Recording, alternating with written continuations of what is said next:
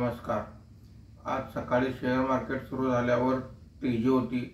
सकाळी 10 नंतर मात्र मार्केटमध्ये घसरण सुरू झाली आणि दिवसभर मार्केट खालीच होते। आज मार्केट संपताना सेन्सेक्स हा 336 पॉईंट घसरून 81,290 वर बंद झालेला आहे। निफ्टी हा 93 पॉईंटने घसरून 24,549 वर बंद झालेला आहे।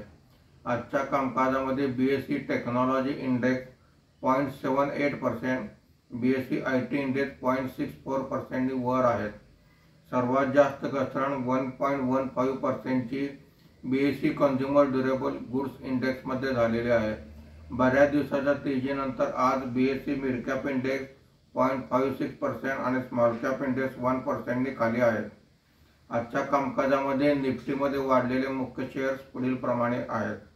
अडानी Enterprises 1.91%, Bharti Airtel 1.55%, Tech Mahindra 1.52%, IndusInd Bank 1.33% अशी वाढ आहे।